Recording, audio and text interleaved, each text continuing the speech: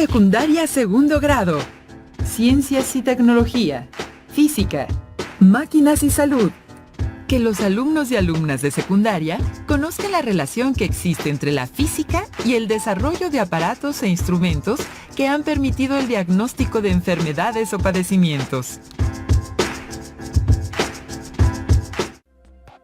Alumnas y alumnos de segundo grado de secundaria, sean bienvenidas y bienvenidos a la programación de Aprende en Casa. Una propuesta diferente para que desde su casa puedan acercarse a los contenidos de las asignaturas y áreas de segundo grado, con lo que podrán seguir avanzando en su preparación académica desde su casa. Sabemos que estos temas y programas les serán de mucha ayuda en su crecimiento personal, así como para estar mejor preparados y fomentar el trabajo colaborativo y así impulsar la sana convivencia familiar con las personas que nos rodean. Y para entrar en materia, les vamos a proponer que revisemos un interesante tema que nos explica la relación que existe entre la física y la medicina, máquinas y salud. Sin duda, algo que les resultará sumamente interesante. Podríamos pensar que ciencias como la física y la medicina no tienen ninguna relación. Sin embargo, los aportes que han hecho la física al campo de la salud son muy relevantes y ahora fundamentales. Aquí les explicaremos por qué.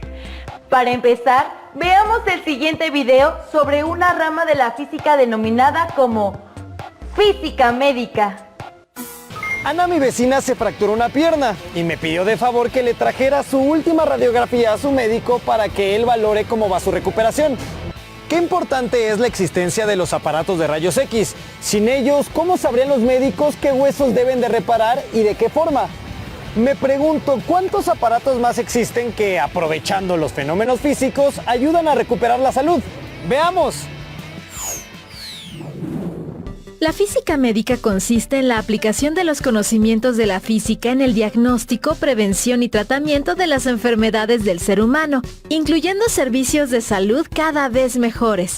La física médica aprovecha la energía radiante.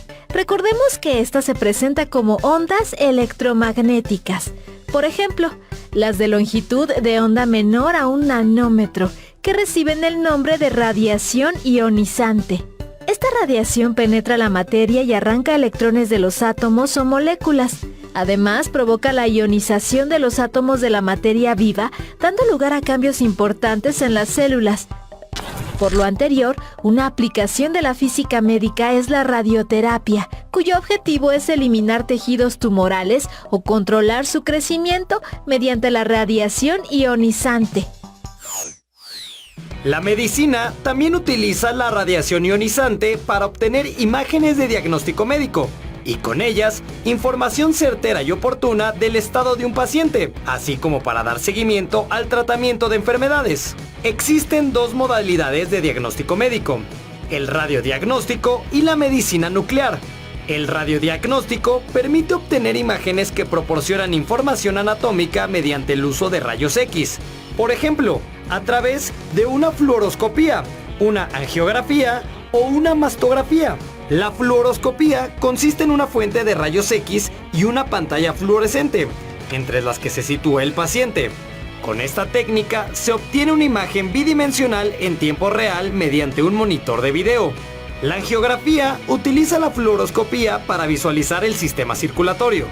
Y la mastografía permite visualizar los tejidos de la glándula mamaria. Esta es una técnica muy empleada en la detección del cáncer. Para tomar una mastografía se requiere colocar al paciente frente a una máquina especial de rayos X, colocar una de sus mamas sobre una placa de plástico y cubrirla con otra placa. Después presionar y de este modo tomar la radiografía. Luego, hacer lo mismo con la otra mama. Finalmente, el radiólogo revisa las tomas para asegurarse de que no haya necesidad de volver a tomarlas y estén listas para ser valoradas. Por su parte, la medicina nuclear permite realizar gammagrafías planares para registrar la distribución bidimensional de compuestos que se inyectan por vía intravenosa y se emplea, por ejemplo, para diagnosticar lesiones de la columna vertebral. En la física médica, buena parte de la investigación se enfoca en la obtención de imágenes de alta calidad con el apoyo de sistemas computarizados y mediante la aplicación de la energía radiante, más específicamente de la radiación ionizante. Cabe resaltar que esta radiación ionizante se utiliza también para esterilizar productos farmacéuticos y materiales clínicos, entre ellos jeringas, guantes de cirugía, materiales de sutura y catéteres. En la física médica también se utiliza la radiación no ionizante para practicar desde rehabilitaciones hasta operaciones cerebrales. Entre las técnicas que emplea este tipo de radiación se encuentra la biofotónica y el ultrasonido. La biofotónica emplea láseres y fibra óptica para visualizar, analizar y manipular células a fin de detectar enfermedades. Ejemplo de esta técnica es la endoscopía. En ella se emplea el endoscopio, que consiste en una sonda flexible que tiene en uno de sus extremos una pequeña cámara y una fuente de luz. El endoscopio puede introducirse al cuerpo humano desde la boca para conocer el estado de la laringe, la faringe, el estómago y el intestino. Asimismo, para tomar muestras de tejidos anormales, extirpar tumores y detener sangrados. Por otro lado, el ultrasonido es muy usado para producir imágenes de las estructuras internas del cuerpo que presentan dolor, hinchazón e infección, así como para determinar los problemas cardíacos. El ultrasonido se puede usar en cualquier persona sin importar su edad o condición. El ultrasonido obstétrico utiliza ondas sonoras y permite a un especialista determinar, entre otras cosas, el estado de un embrión o un feto dentro del vientre de una mujer embarazada, así como su edad de gestación y su posición, incluso la posición de la placenta, además de alguna anomalía en su desarrollo o cualquier condición que pudiera obstaculizar el parto. Qué interesante es el apoyo que da la física al cuidado de la salud mediante el desarrollo de instrumental especializado, ¿verdad? Busca otros ejemplos de la física médica y coméntalos con tus compañeros. ¡Qué interesante lo que acabamos de ver! ¿No les parece? Ahora sabemos cómo se relacionan algunos aparatos y procesos con la salud. Sabemos también que la aplicación de técnicas físicas ha permitido que se diagnostiquen enfermedades o padecimientos sin la necesidad de realizar cirugías. Técnicas como el ultrasonido permiten conocer el estado de un embrión o feto desde adentro del vientre de una mujer embarazada. Sin la física médica esto no sería posible, ya que solo podríamos saberlo realizando una intervención quirúrgica. La detección oportuna del cáncer de mama, de tumores cerebrales o de lesiones en la columna vertebral no sería posible si no se hubieran aprovechado los conocimientos sobre la energía radiante.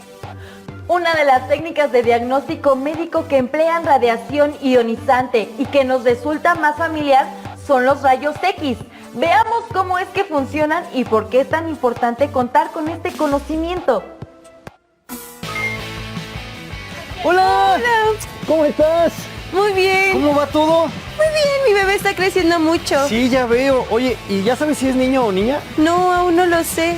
¿Y cómo puedes averiguarlo? ¿Debes hacerte un estudio de rayos X o algo así? No, Iván, los rayos X son perjudiciales para el feto. En este caso, el estudio recomendado es un ultrasonido.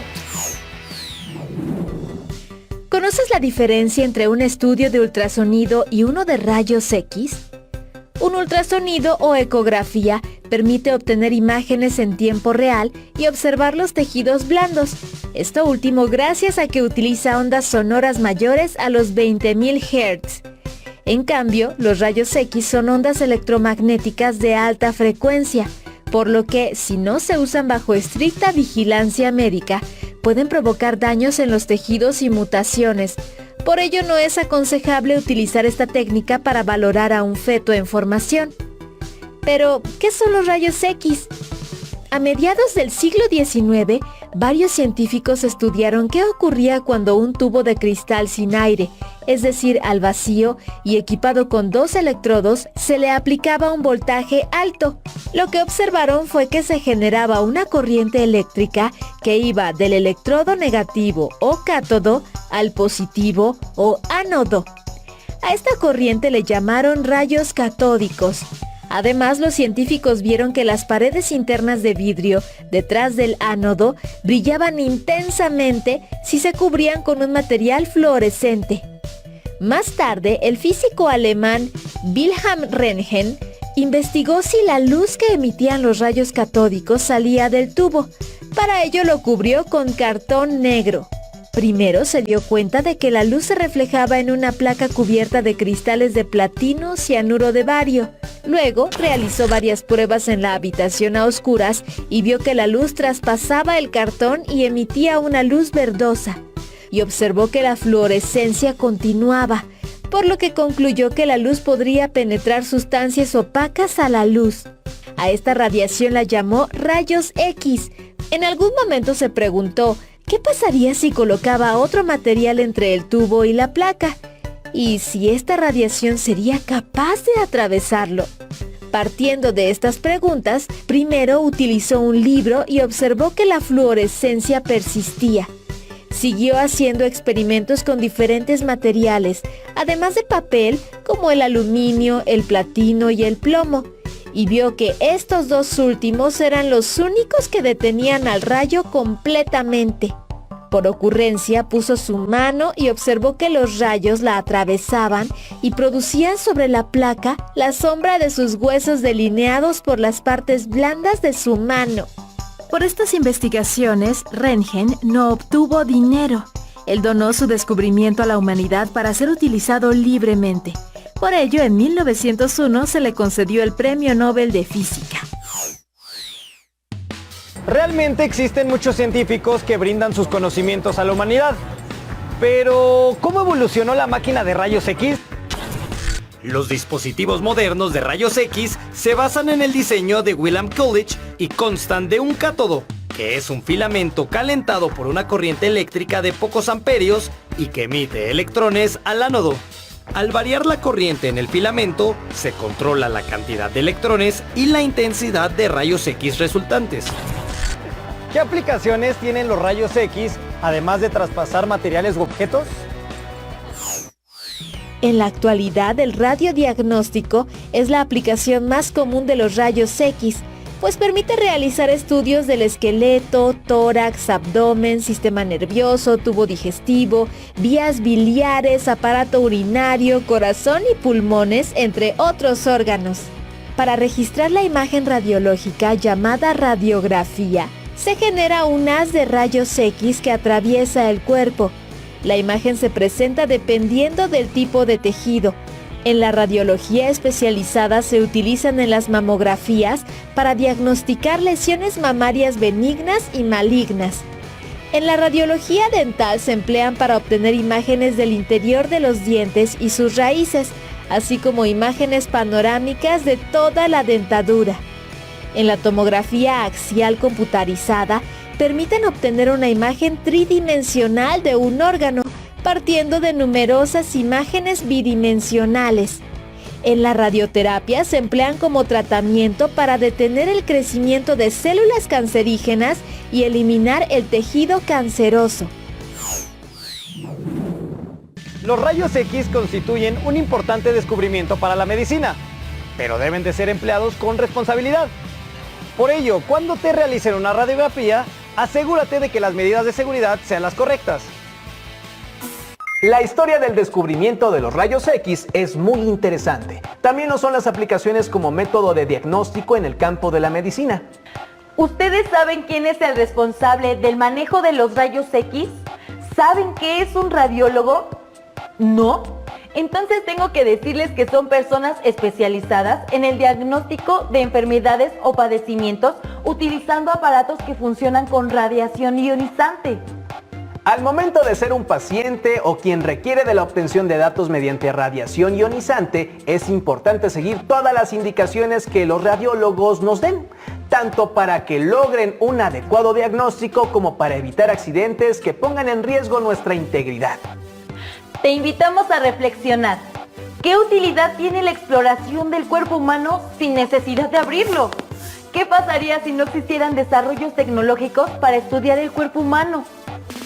Recuerda todo lo que hemos visto en este programa y seguramente podrás responder sin contratiempo estas preguntas, ya que ahora sabes más sobre la relación entre la física y la medicina. En esta idea de trabajar en equipo, elaborarás un texto a partir de las respuestas y las enviarás a alguno de tus compañeros o compañeras. Podrías incluir tu punto de vista acerca del avance tecnológico y la medicina. Y si es posible, comparte una experiencia personal. Antes de cerrar la sesión, podría conocer una forma de realizar un estetoscopio casero y comparar con el estetoscopio que usa el médico cuando vas a consulta. Requerirás 2 embudos pequeños de plástico, 40 centímetros de manguera de plástico delgada que embone en los extremos de los embudos y ligas. Inserten los embudos en cada uno de los extremos de la manguera. Si no embonan perfectamente, sujeten la manguera al embudo por medio de un par de ligas. Este dispositivo será un estetoscopio. Coloquen el embudo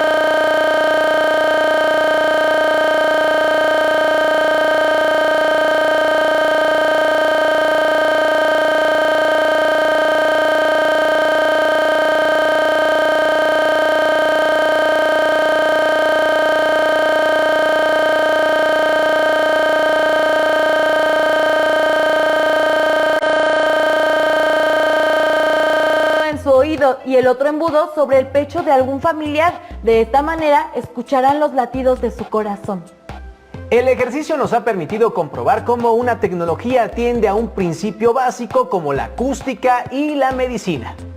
Te animamos a investigar un poco más sobre el funcionamiento de algunos otros métodos de diagnóstico como las tomografías o resonancias magnéticas, que son el resultado de la investigación y los avances tecnológicos y atención a la mejora de la salud. Valora tu avance en los estudios y reflexiona por el... Acabamos de ver el programa Máquinas y Salud de la asignatura de Ciencias y Tecnología, Física. Ahora los invito a recordar las preguntas que deben hacer y guardar en su carpeta de experiencias. ¿Qué utilidad tiene la exploración del cuerpo humano sin necesidad de abrirlo?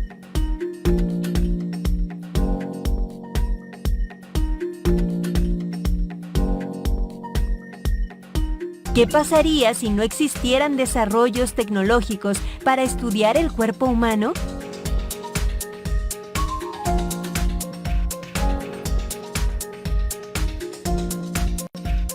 Investiguen sobre el funcionamiento de algunos otros métodos de diagnóstico, como las tomografías o resonancias magnéticas, que son el resultado de la investigación y los avances tecnológicos y atención a la mejora de la salud.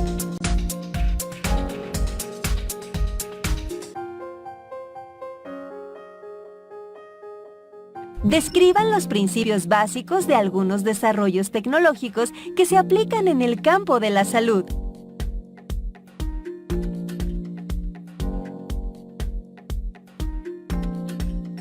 Todo esto lo pueden compartir con su familia. No olviden guardar sus anotaciones y actividades en su carpeta de experiencias, para que en su regreso a clases las puedan compartir. ¡Atención! Alista tu lector de código QR porque en este momento vamos a transmitir un micro video interactivo. Escanea, descubre y participa.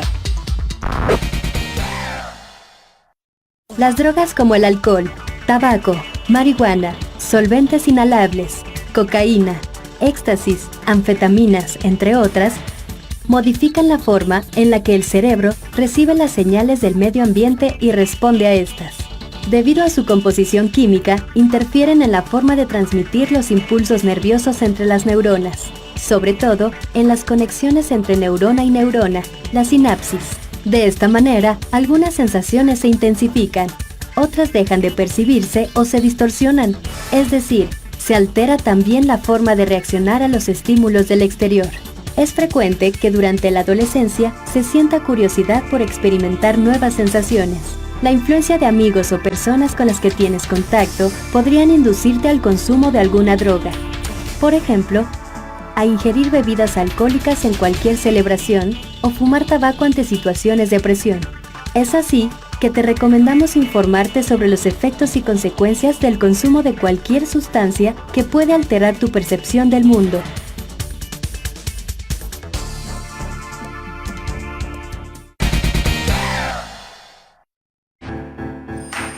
Secundaria segundo grado. Historia.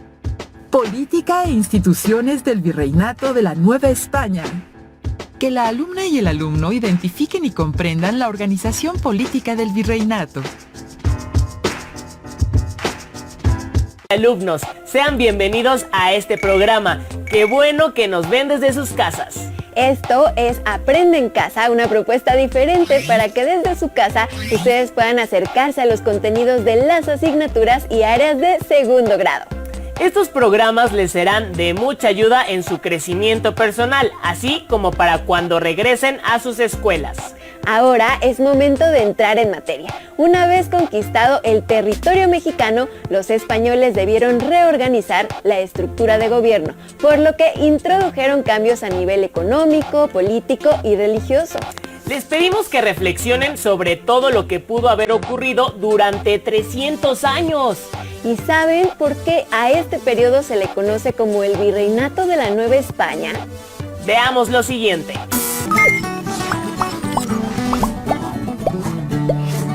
Bienvenidos a la trama del tiempo. En esta cápsula vamos a sumergirnos en la colonia, una etapa que duró alrededor de 3 siglos y a la que también se le conoce como el virreinato. ¿Te imaginas todo lo que ocurrió en 300 años? Antecedentes. La caída de México Tenochtitlán marcó el fin del poderoso imperio mexica y el inicio de una nueva era. Hernán Cortés se basó en las leyes de la monarquía española para fundar un nuevo reino, la Nueva España. Las encomiendas. Cortés aprovechó la estructura que ya existía por la dominación mexica para someter a cada pueblo y señorío del imperio. Por ello, se instaló en la capital, conservando su nombre prehispánico, México. Él sabía que los indígenas no aceptarían fácilmente la intromisión de los españoles, así que estableció las encomiendas, una forma indirecta de gobierno que consistía en que cada conquistador se encargara de 2 o 3 pueblos. De esta manera, se les enseñaría la fe católica y a cambio, los indígenas pagarían el mismo tributo, que ya de por sí acostumbraban pagar al imperio mexica. Al mantener el poder de los antiguos caciques y jefes indígenas, las encomiendas fueron exitosas y numerosas en un principio, más de 500 al menos, ya que el principal objetivo era el de lograr la dominación española. Cortés fue recompensado por su labor militar y fue nombrado gobernador, capitán general y justicia mayor de la Nueva España. A los encomenderos, en cambio, se les prohibió heredar sus tierras, lo cual generó un gran descontento, provocando que se desquitaran con los indígenas. La conquista religiosa. La evangelización era muy importante para la monarquía española. Dado que Europa luchaba contra la expansión del protestantismo, era necesario incrementar el número de fieles, así que para redoblar esfuerzos pidieron ayuda de los frailes. Los franciscanos fueron los primeros en llegar a la Nueva España. En menos de 10 años también se instalaron los dominicos, los agustinos y los mercedarios, quienes fundaron las doctrinas y además construyeron templos y monasterios. Tiempo después también llegaron los jesuitas. Los frailes se esforzaron en conocer las diferentes lenguas indígenas, enseñarles el español, educarlos en el cristianismo y defenderlos de los abusos de los encomenderos. Para lograrlo, hicieron uso del teatro, la música y la pintura, y también organizaron bautismos multitudinarios. Finalmente, la aparición de la Virgen de Guadalupe favoreció a que los indígenas se identificaran con la nueva fe. Aún así, la labor evangelizadora fue complicada, pues los indígenas se rehusaban a abandonar a sus dioses y adoptar una nueva religión. Muchas construcciones prehispánicas fueron derrumbadas y su material reutilizado para construir iglesias sobre las pirámides. Acabaron simbólicamente con las creencias antiguas, introduciendo la nueva religión. Algunos encomenderos creían innecesario evangelizar a los indígenas y prefirieron esclavizarlos. Sin embargo, la corona española los consideró vasallos y prohibió su esclavitud. Como sabrán, cambiar de creencias no es nada fácil, y por eso pasaron varias generaciones para que el catolicismo se introdujera en la población nativa. La mezcla de culturas en la colonia fue compleja, ya que siempre prevalecieron ideas y prácticas indígenas, dando vida a nuevas tradiciones. El gobierno. Como imaginarán, gobernar nuevos territorios a miles de kilómetros de distancia suena a una misión casi imposible. Aunque los primeros conquistadores y encomenderos eran fieles al rey, se hizo necesario un nuevo sistema de gobierno para evitar los abusos y el descontrol. El primer paso fue crear el Consejo de Indias, encargado de atender los asuntos de América. Además, se fundaron 2 audiencias, que impartían justicia en nombre del rey. Las audiencias estaban al tanto de lo que pasaba en los pueblos indígenas, los cuales tenían su propio sistema de gobierno, llamado República de Indios. La corona española, además de todo, decidió enviar a un virrey, Una figura que además de ser el representante del rey en el nuevo continente, sería la figura de máxima autoridad, teniendo el mando supremo del gobierno, la jefatura militar, los asuntos de justicia y los asuntos de la iglesia. Justo de ahí surgió la denominación del virreinato. Sin embargo, aún quedan historias por contar. ¿Cómo se involucraron el arte y la cultura? ¿Qué tanta trascendencia tuvo la economía novohispana? ¿Cómo fue la organización de la sociedad? Todas las preguntas serán contestadas en el siguiente capítulo de La Trama del Tiempo, La Colonia. Esta historia continuará. Como vimos, los españoles debían organizar un gobierno que les permitiera mantener su dominio y evitar rebeliones de los pueblos conquistados. Así es, de la misma manera que debían cumplir con los objetivos de conservar esas tierras para el rey de España y evangelizar a los habitantes. Ahora les invitamos a ver el siguiente programa. Realicen una tabla sobre las principales instancias de autoridad en el virreinato de la Nueva España. Muy bien, vamos a verlo. A la caída de México Tenochtitlan inició un proceso de conquista y colonización en Mesoamérica llamado virreinato, que se caracterizó por una serie de cambios políticos y económicos. ¿Cuáles fueron esos cambios y cómo se instauraron en la Nueva España? Veámoslo. El virreinato se instauró en la Nueva España sobre una estructura de administración política y económica, basada tanto en el ejemplo español como en antiguas prácticas mesoamericanas. Estos cambios político-administrativos implicaron a su vez cambios en las divisiones territoriales del México antiguo. Así, surgieron nuevas instituciones políticas y formas de propiedad de la tierra. Las instituciones legales y de gobierno quedaron distribuidas jerárquicamente de la siguiente manera. El rey era la máxima figura de autoridad, tanto en España como en la Nueva España. En asuntos relacionados con los territorios americanos, era asesorado por el Real y Supremo Consejo de Indias, quien además supervisaba la recaudación de impuestos.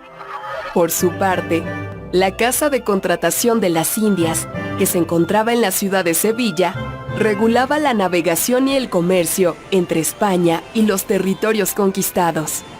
Como representante directo del rey, el virrey era la máxima autoridad en la Nueva España. Tenía a su cargo la administración política, económica, legal y militar del territorio. La audiencia era un tribunal de justicia que aplicaba las leyes y ejercía el poder en ausencia del virrey.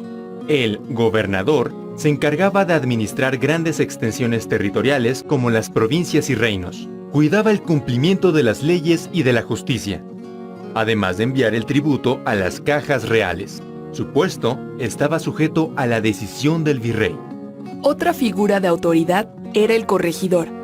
No podía legislar, pero sí gobernar. Administraba justicia, recaudaba impuestos, supervisaba comunidades indígenas, llevaba asuntos judiciales y civiles y administraba el repartimiento. Su jurisdicción no era clara, pero su alcance era menor al del gobernador. El alcalde mayor tenía a su cargo un territorio delimitado dentro de la jurisdicción de los gobernadores. Esta autoridad político-administrativa y de justicia recaudaba tributos y rentas reales, además de vigilar a las poblaciones indígenas. El ayuntamiento era una corporación pública, con una división territorial específica, que ejercía funciones administrativas y judiciales. Los cabildos eran organizaciones que correspondían a una división territorial de menor tamaño, al mando de alcaldes y regidores. Se encargaban de administrar y gobernar ciudades y pueblos. Y, finalmente, la República de Indios, que concentraba a la población indígena en espacios delimitados para evitar la convivencia con los españoles. En el aspecto económico, algunas prácticas mesoamericanas se conservaron, como el pago del tributo y la organización de los calpullis, y se implementaron otras, que cambiaron la propiedad de la tierra. Así, el tributo, tal y como lo hacía la Triple Alianza, se recibía mediante trabajo o en especie, sobre lo que generaban las tierras sin implicar posesión de las mismas. Los soldados españoles que participaron en la conquista recibieron mercedes de tierra como recompensa. A través de la encomienda, los españoles obtenían derechos sobre el trabajo y los productos de las tierras de los indígenas que lograban evangelizar. Por medio del repartimiento, los indígenas eran trasladados de sus poblaciones de origen para trabajar temporalmente en la agricultura y en la minería a cambio de un pago. Y con el Real de Minas, se entregaron zonas mineras a los españoles con la idea de incrementar la producción de metales. Los cambios en las formas de gobierno, administración y economía repercutieron, sin duda, en las formas de propiedad de la tierra. Ciertas formas de organización administrativa aún se conservan. ¿Reconoces alguna? Comenta con tus compañeros la manera en la que actualmente se ejerce esta figura. ¿Qué les pareció? Si bien había una organización política definida en la Nueva España, la labor de la Iglesia era muy importante. Así es, y permitió consolidar el poder durante 3 siglos. Antes de ver el siguiente segmento, considera las siguientes preguntas. ¿Cuál era la labor del Santo Oficio? ¿Cuáles fueron las ciudades más importantes durante el virreinato? ¿Qué producto fue el detonador para crear nuevas ciudades en el norte de la Nueva España? Ahora sí, veamos lo que sigue. Previamente en la trama del tiempo, Tenochtitlán ha caído y Hernán Cortés ha constituido el reino de la Nueva España. Ahora las encomiendas y la religión buscan reorganizar a los indígenas. Y aunque imponen resistencia, se han encontrado maneras para introducir la fe. Ahora que el rey ha reconocido este imperio, necesitará un representante para vigilar los intereses de España. Un virrey. Ha comenzado el virreinato. Ahora, sean bienvenidos a la colonia. Parte 2. El gobierno. Aunque había un virrey, la Iglesia Católica también ayudaba en la labor de gobernar y ejercer justicia a través del Tribunal del Santo Oficio. Como los indígenas apenas aprendían la religión católica, estaban exentos de castigos. A estas alturas, parecería que el virrey tenía todo el poder, pero sus alcances políticos eran limitados. Incluso uno de los virreyes fue derrocado en 1642. El rey de España constantemente enviaba inspectores a velar por los intereses del reino. Y para gobernar con mayor eficacia, el territorio se dividió en provincias gobernadas por un alcalde mayor. Con el tiempo, surgió otra forma de dividir el territorio a través de partidos. Los poblamientos más grandes recibieron los rangos superiores de ciudad o de villa y tenían su propio ayuntamiento, en el que se agrupaban a las autoridades, encargándose de construir urbes a imagen y semejanza de las españolas. La consolidación del gobierno virreinal hizo posible la expansión del territorio, que creció hacia el norte gracias a numerosas expediciones que iban en busca de un codiciado metal, la plata. Entonces, se crearon nuevos reinos y ciudades que gracias a la minería vivieron un apogeo económico. La economía. Nueva España era rica en plata, eso lo sabemos, pero también se comerciaban otros productos, como el cacao o la grana cochinilla, con la que se teñían las telas de un color rojo brillante. Y también se producía azúcar de caña y se cultivaban frutos y vegetales. Mientras la minería arrojaba mucha riqueza para empresarios españoles, los indígenas en las minas sufrieron de explotación y malas condiciones. Aún prohibida la esclavitud, esta podía encontrarse en algunas minas. La plata y otros productos novohispanos llegaban a muchas ciudades del planeta, gracias al comercio internacional por vía marítima. También productos muy lujosos, como la seda, la porcelana, el marfil y las especias, llegaban a Nueva España mediante enormes embarcaciones que viajaban por todo el mundo. El acceso a estos lujos estaba limitado a un pequeño grupo privilegiado. Sociedad. Los títulos nobiliarios y el origen familiar se consideraban muy importantes para las élites, y tanto la nobleza indígena como la española gozaban un estatus superior. Los españoles peninsulares concentraron paulatinamente poder y riquezas, estableciendo además un esquema de distinción social basado en los rasgos físicos y el color de la piel. El sistema de castas. Con las mezclas de sangre y razas, surgió la inquietud de clasificar a las personas de acuerdo a su origen, y aparecieron categorías un tanto extrañas, como los criollos, los cambujos, los mestizos o los ambos. La pertenencia a un grupo era muy importante para ser tomado en cuenta en la época. Por eso las personas que compartían un oficio o actividad formaban corporaciones, mismas que defendían los intereses de su gremio ante las autoridades. El arte y la cultura. La Iglesia Católica era una institución muy poderosa. Además de influir en la vida social y política, regía gran parte de las producciones culturales y artísticas. A pesar de la distancia, los religiosos y pensadores novohispanos se ilustraban constantemente en los saberes desarrollados en Europa. La arquitectura, la música, la pintura y la escultura florecieron al cobijo de la Iglesia. Además, la literatura novohispana fue muy valorada y alcanzó un gran prestigio. Otros conocimientos como las matemáticas y la astronomía eran muy importantes para la minería y la navegación. El conocimiento ancestral prehispánico sobre los beneficios herbolarios en la salud también fue aprovechado para curar algunos males. Los cambios que apuntan a la independencia. La llegada de una nueva casa gobernante en España marcó una nueva etapa, pues muy pronto sucedieron algunas reformas al comercio y se introdujeron nuevos funcionarios al territorio novohispano, los intendentes. Había mayor control de los recursos por parte de la corona, además de que los cargos políticos importantes comenzaron a venderse al mejor postor. Esto benefició a los criollos, que podían acceder a algunos cargos. Sin embargo, puestos más importantes seguían perteneciendo a los peninsulares, lo que fue tachado como un acto de discriminación. Mientras la corona se ocupaba de obtener riquezas de sus colonias, las diferencias sociales entre ricos y pobres se incrementaron. Las reformas borbónicas. Para hacer más eficiente la administración de sus colonias, los Borbones, quienes regían en España desde el siglo XVIII, establecieron impuestos a las actividades productivas, como la minería y el comercio.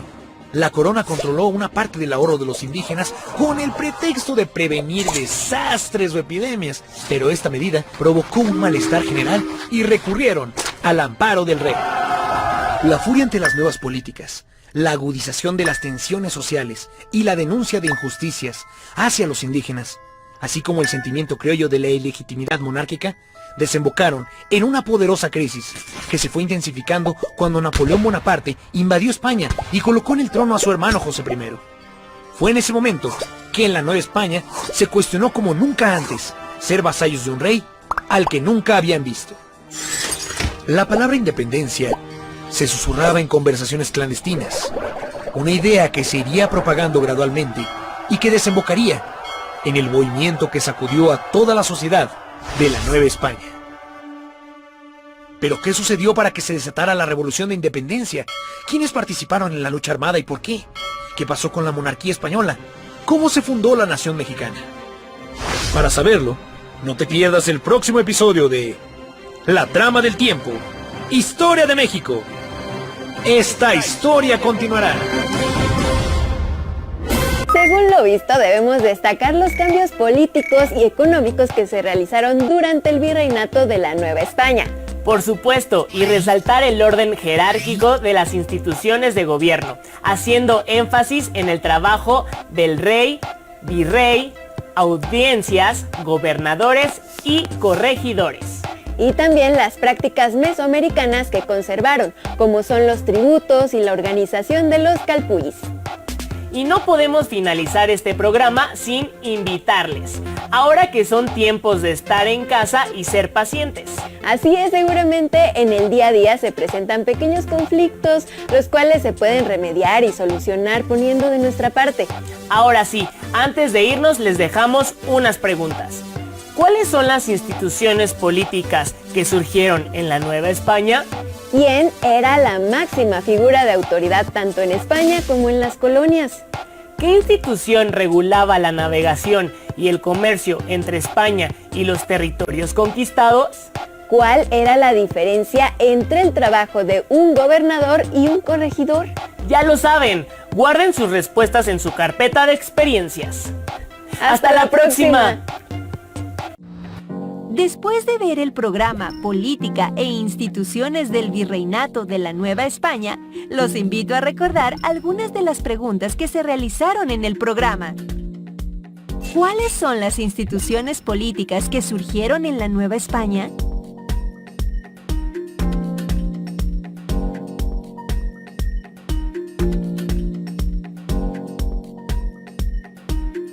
¿Quién era la máxima figura de autoridad tanto en España como en las colonias?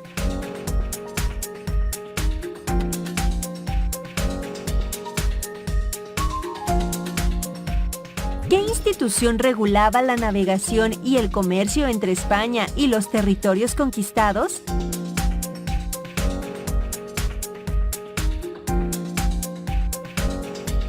¿Cuál era la diferencia entre el trabajo de un gobernador y corregidor?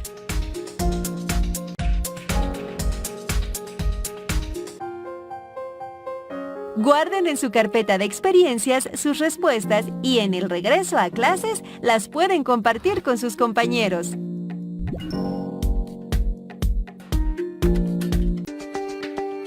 Hola maestra y maestro. El día de hoy realizaremos nuevamente un poco de movimientos que nos benefician para nuestra salud, sobre todo para poder disminuir de manera importante los minutos de sedentarismo que estamos teniendo en nuestra población. El día de hoy realizaremos un poco de estiramientos. Nos ponemos de pie y vamos a descender de manera lenta, sin que nos cause algún dolor o esfuerzo. 16 segundos permanecemos en esa posición. 1, 2, 3, 4, 5, 6, 7, 8. Ahora hacia atrás. 1, 2, 3, 4, 5, 6, 7, 8. Separamos un poco nuestras piernas y vamos hacia el frente únicamente 8 segundos. 1, 2, 3, 4, 5, 6, 7, 8. Al frente. 1, 2, 3, 4, 5, 6, 7, 8. Hacia la pierna izquierda. 1, 2, 3, 4, 5, 6, 7, 8. La otra pierna. 1, 2, 3, 4, 5, 6, 7, 8. Nos vamos a mover de manera lateral hacia el lado izquierdo y nos vamos a apoyar en nuestra rodilla. De manera natural, no importa si apoyas o no apoyas en este momento el pie. 8 segundos. 1, 2, 3, 4, 5, 6, 7, 8. Hacia el otro lado. 1, 2, 3, 4, 5, 6, 7, 8. Muy bien. Ahora vamos a estirar un poco nuestra parte del tronco. Hacia atrás es muy importante hasta donde podamos llegar sin lastimarnos y sin sentir dolor. 1, 2, 3, 4, 5, 6, 7, 8. Hacia el lado izquierdo. 1, 2, 3, 4, 5, 6, 7, 8. Al otro lado. 1, 2, 3, 4, 5, 6, 7, 8. Posición para elongar un poco el área de los músculos del hombre, de los deltoides. Vean la posición que estoy realizando. Aproximadamente aquí 16 tiempos. 1, 2, 3, 4, 5, 6, 7, 8, 9, 10, 11, 12, 13, 14, 15, 16. Hacia el otro lado. 1, 2, 3, 4, 5, 6, 7, 8, 9, 10, 11, 12, 13, 14, 15, 16. Ahora tomamos nuestra oreja y realizamos un movimiento para estirar el cuello, el esternocleidomastoideo hacia el lado izquierdo. 1, 2, 3, 4, 5, 6, 7, 8. Hacia el otro lado. 1, 2, 3, 4, 5, 6, 7, 8. Maestra y maestro, ha sido todo por hoy. Y lo que tenemos que generar son mejores condiciones para realizar estos ejercicios durante todo el día, en muchas ocasiones, cada 45 o 50 minutos. Porque lo que debemos de buscar es sumar tiempo durante todos los días de la semana. ¡Éxito! Alista tu lector de código QR porque en este momento vamos a transmitir un micro video interactivo. Escanea, descubre y participa.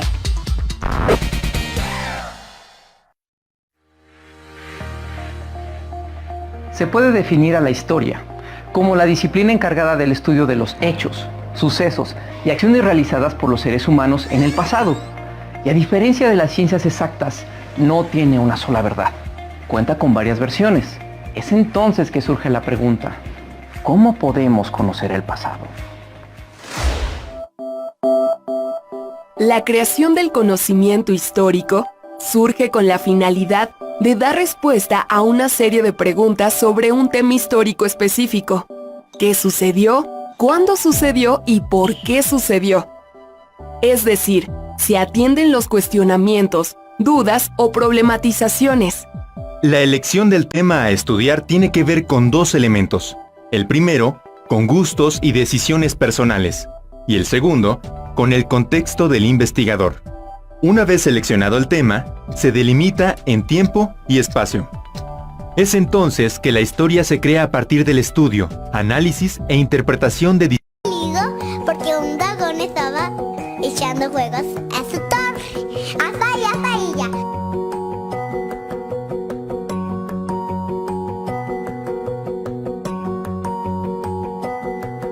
Un señor que huye de su país porque tiene miedo. Para mí un refugiado es una persona que tiene que escapar de su país porque tiene una guerra, no está seguro, no está a salvo. Una persona normal como todos, solo que tienen que salir de su país por la guerra. Una persona refugiada sale a otros países, lleva a su familia, empezar de cero, no tienen nada. Como si hubiesen empezado a nacer de nuevo en este mundo. Las personas que tienen miedo. Necesito ropa porque no tienen muchos. Si yo soy refugiado, podría salir de mi país corriendo porque estoy en peligro y podría correr más rápido porque debe pasar algo malo en su casa y ya no pueden volver. Si vuelve a su país que hay guerra, puede morir. Un refugiado es una persona que huye de personas malas para poder buscar un lugar nuevo. No son diferentes de los demás, pero sí tienen o necesitan otro tipo de ayuda y también tienen otros problemas. Digamos que hay un peruano y un ecuatoriano, pero ellos son como hermanos porque es que estamos en la misma tierra y vivimos.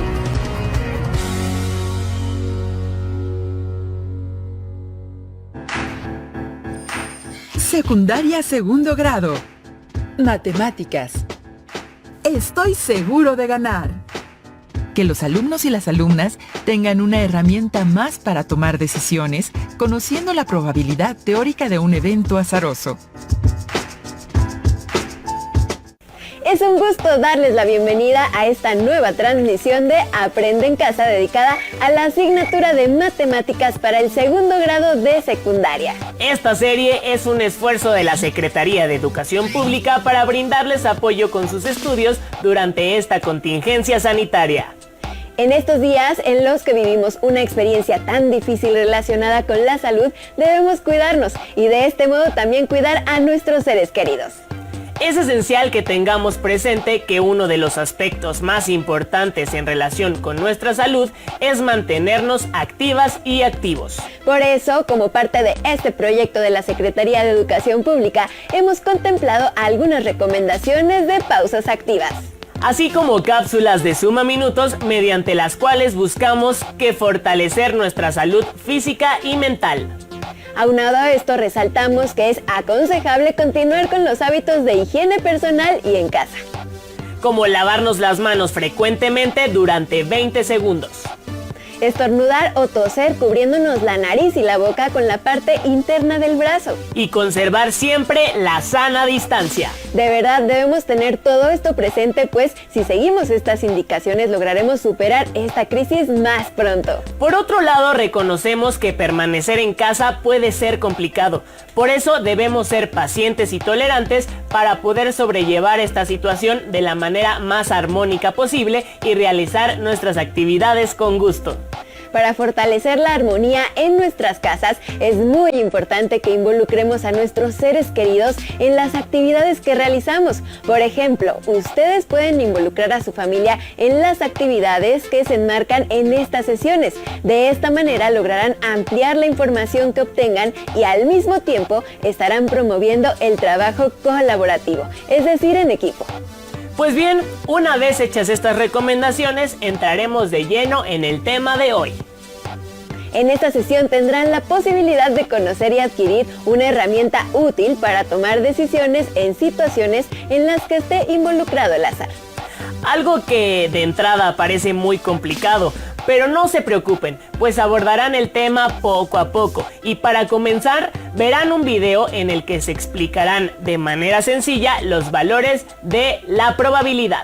¿Les ha pasado que no pueden tomar una decisión y lanzan un volado para decidir con base en el resultado? Vayamos a ver el siguiente video para conocer algunos aspectos involucrados en estos eventos azarosos. Recuerden tomar notas de las cosas que consideren importantes. ¿Listas y listos? ¡Adelante! Hola, bienvenidos al blog de las matemáticas. Hoy vamos a tratar algunos conceptos de probabilidad. Ya en primer grado tuviste un acercamiento a ciertos conceptos de la teoría de la probabilidad. Y en particular comenzaste a trabajar con la probabilidad frecuencial. Empecemos diciendo que la probabilidad es el grado de certidumbre con que se mide la ocurrencia de cierto resultado que no conocemos. Por ejemplo, si lanzamos una moneda al aire, no sabemos con certeza de qué lado va a caer. Puede ser águila o puede ser sol. Si la moneda es legal, entonces, en teoría, existe la misma probabilidad de que la moneda caiga tanto de un lado como del otro. ¿Ocurre esto en la realidad? Vamos a comprobar. Lancemos una moneda al aire 10 veces. Registremos en una tabla el resultado que vayamos obteniendo en cada intento. De los 10 volados, en 7 cayeron sol y en 3 águila. Recordemos que se llama frecuencia absoluta al número de veces que se obtiene un evento. Por otra parte, podemos establecer una razón matemática entre el número de veces que se obtuvo sol o águila, la frecuencia absoluta de ambos resultados, y el número de veces que se hizo el experimento, en este caso 10. A esta razón la llamaremos frecuencia relativa. Esta expresión matemática refleja qué parte del total de lanzamientos fueron favorables. A la frecuencia relativa también se le conoce como probabilidad frecuencial porque es el número de ocasiones que sucede un evento favorable del total de veces que se hizo el experimento. En este cuadro se va marcando con rojo las veces que cae sol o águila. Además, su frecuencia absoluta se divide entre el número de ocasiones que se lanzaron los volados, las veces que se hizo el experimento. Como podemos ver, esta razón da lugar a una serie de fracciones propias. ¿Qué valores podrían tomar? Los numeradores de los eventos involucrados en el experimento nunca pueden ser mayores que los denominadores, porque la frecuencia absoluta de ambos eventos no será jamás mayor que las veces que se hace el experimento. Así que los valores de la frecuencia relativa nunca serán mayores que 1. Además, para que en un evento el valor de la frecuencia relativa sea 1, el numerador y el denominador deben ser iguales, lo que quiere decir que el número de veces que sale una opción es el mismo número de veces que se hace el experimento. En otras palabras, si al hacer este experimento el resultado siempre es el mismo, entonces se trata de un evento seguro. Es como si tuviéramos una moneda cargada que siempre cayera de un solo lado. Por otra parte, para que la probabilidad frecuencial sea 0, el numerador debe serlo también. En otras palabras, se tiene un evento que nunca ocurrirá, es decir, un evento imposible. En nuestro ejemplo, un evento imposible sería que cayera Águila y Sol al mismo tiempo.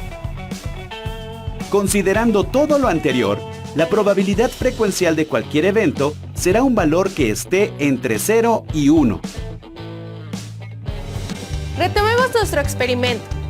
La probabilidad teórica de que caiga Águila o Sol en un volado es un medio, ya que son las dos opciones que pueden resultar de arrojar una moneda al aire. Y además, ambas tienen la misma probabilidad de ocurrir. Sin embargo, no se obtuvieron los mismos resultados en nuestro experimento. ¿Por qué? Supongamos que ahora no lanzamos 10 volados, sino 20.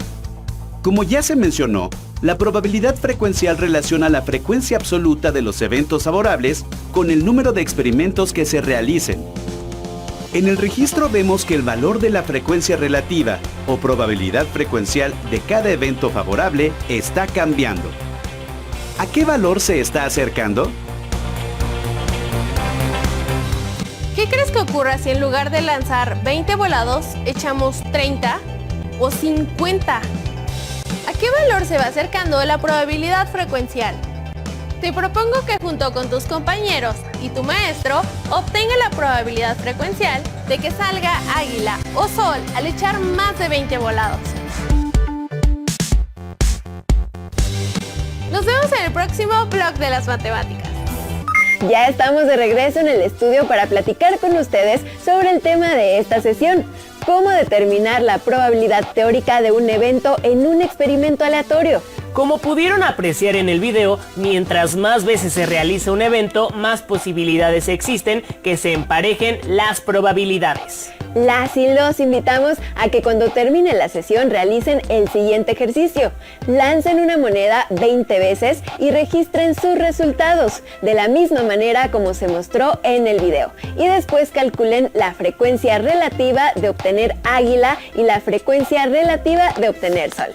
Luego repitan el experimento, pero con otra persona, a ver qué resultados obtienen.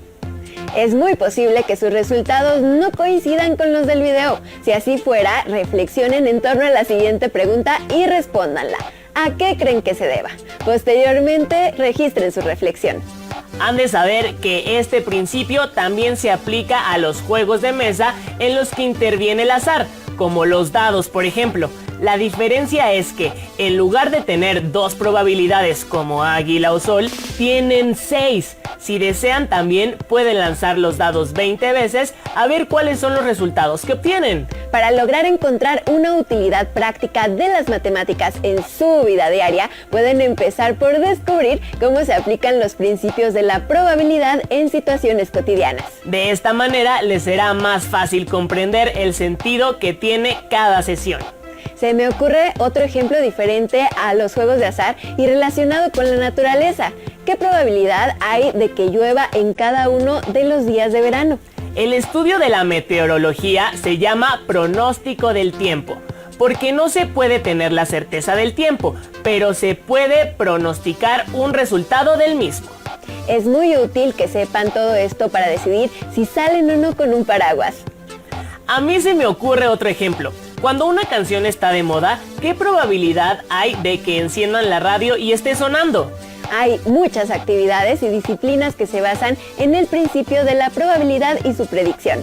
Ahora les invitamos a ver el siguiente video, en el cual se enfatiza la probabilidad teórica. Recuerden tomar notas de las cosas que llamen su atención e incluirlas en su carpeta de experiencias. ¡Corre video! Hola, bienvenidos al blog de las matemáticas. En todos los juegos de azar, queremos saber si tenemos posibilidades de ganar. Y también deseamos conocer si saldrá el resultado por el que apostamos. Uno de los juegos de azar es la ruleta. Estoy segura de que todos la han jugado. Acompáñenme a ver el siguiente video para que puedan tener una idea de cómo calcular la probabilidad de ganar en cualquier juego de azar. Fernanda hizo girar una ruleta dividida en 5 partes iguales que tienen distinto color y apostó a que se detendrá en el rojo. ¿Cuál es la probabilidad teórica de que la ruleta se detenga en el color que eligió Fernanda? Es importante remarcar que las secciones son del mismo tamaño. Por lo tanto, existe la misma probabilidad de que la ruleta se detenga en cualquiera de los colores. Recordemos que la probabilidad teórica de un evento se obtiene al dividir el número de resultados favorables entre el número de resultados posibles. Los resultados favorables son aquellos con los que es posible ganar. El participante elige uno o más colores. Con ello está definiendo la cantidad de resultados favorables. Por otra parte, los resultados posibles son todos aquellos que se pueden obtener en el evento.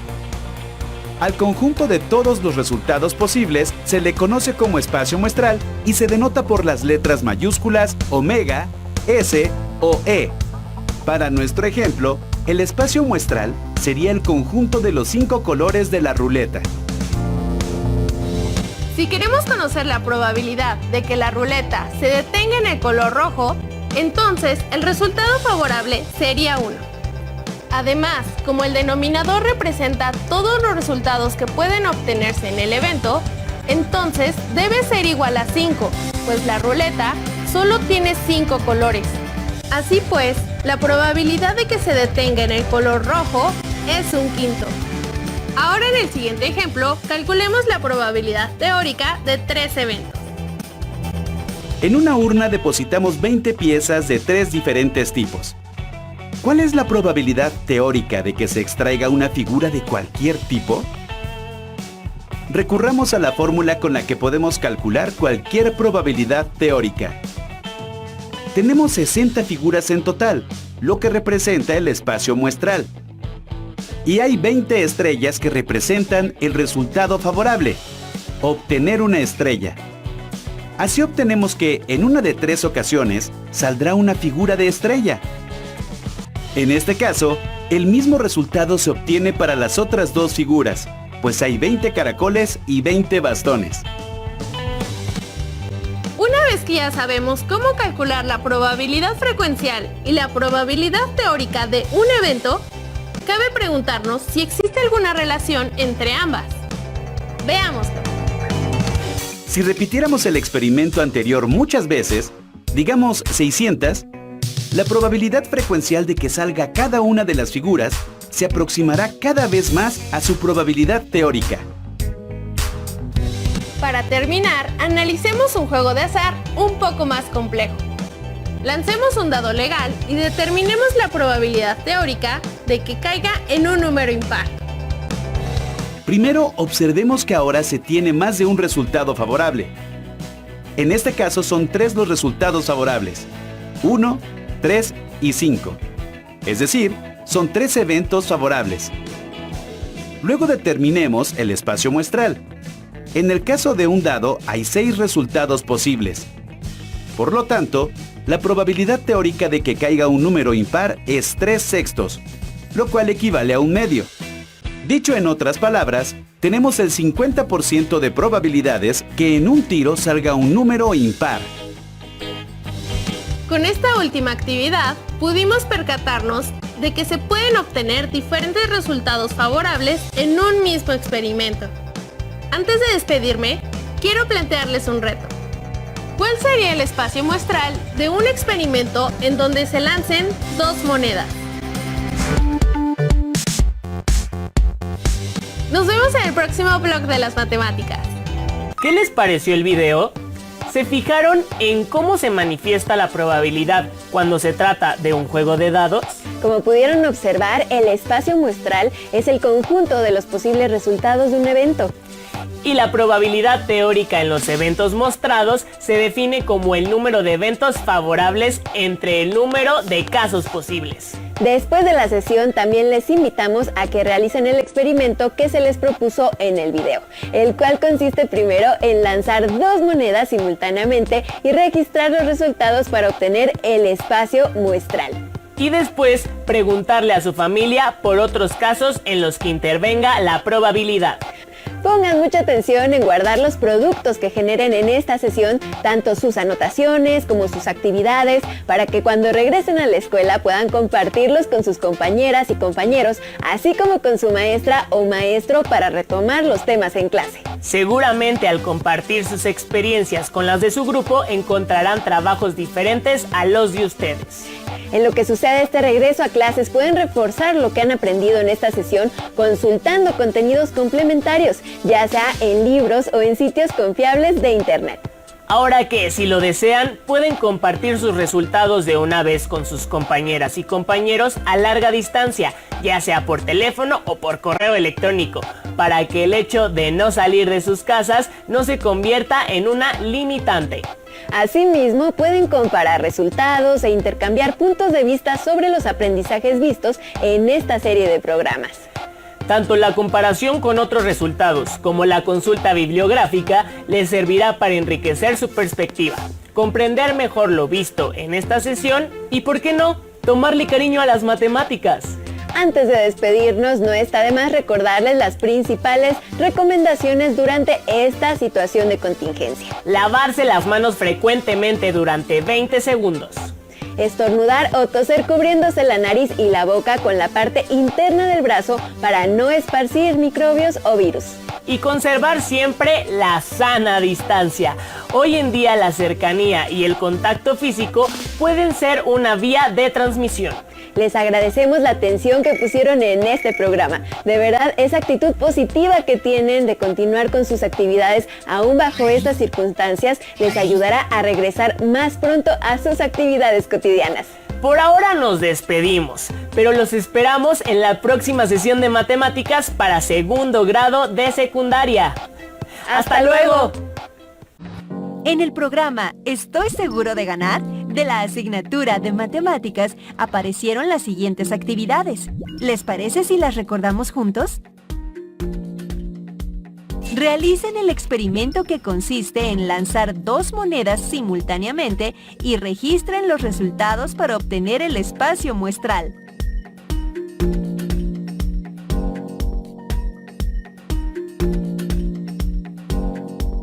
Pregúntenle a su familia por otros casos en los que intervengan la probabilidad.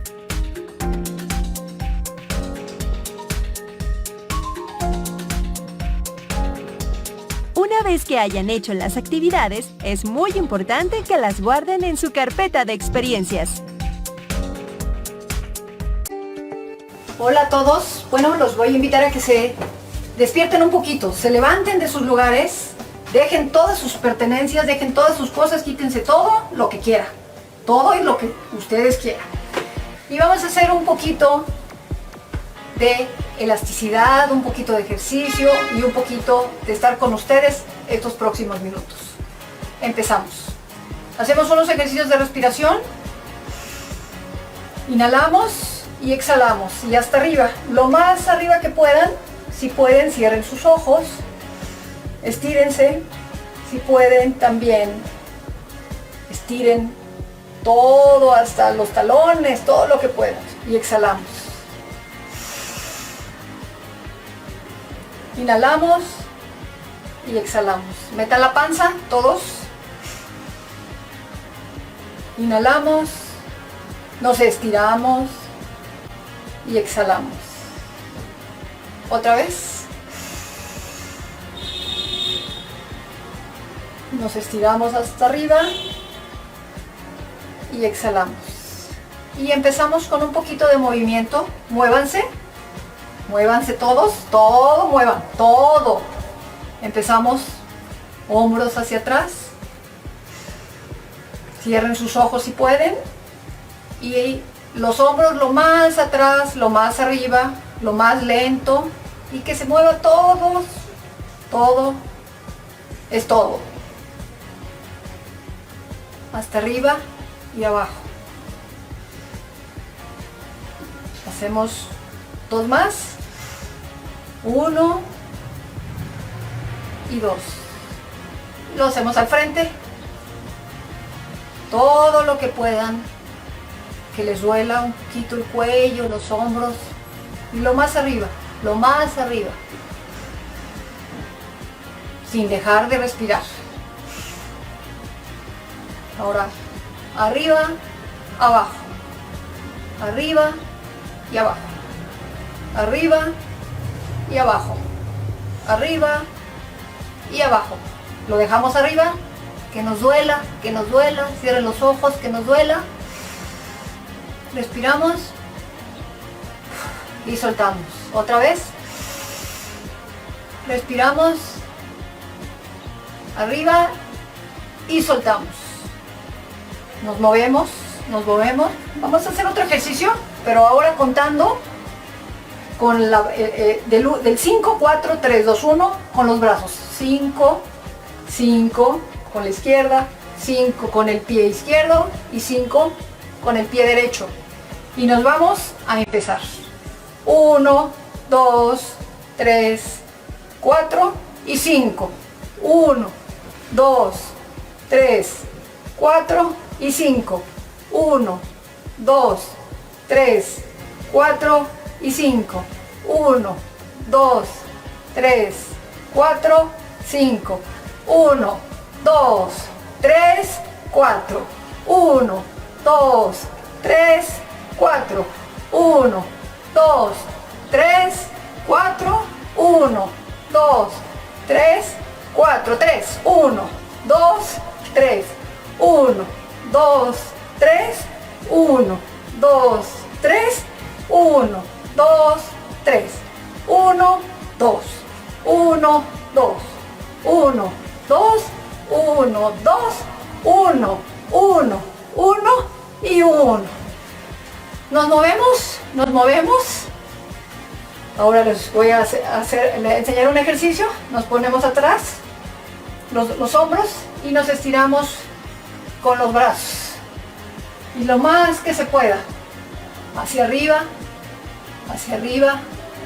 lo más arriba, lo más que puedan. Y pueden bajar tantito, que se sienta un poquito los hombros. Bueno, hoy trabajamos un poquito los hombros, los brazos, el cuello, y nos movemos tantito. Y bueno, los invito a que sigan moviéndose sin parar en su lugar, a moverse. Y esto nos sirve y nos va a ayudar mucho a estar un poquito relajados para que continúen con la próxima actividad. Gracias.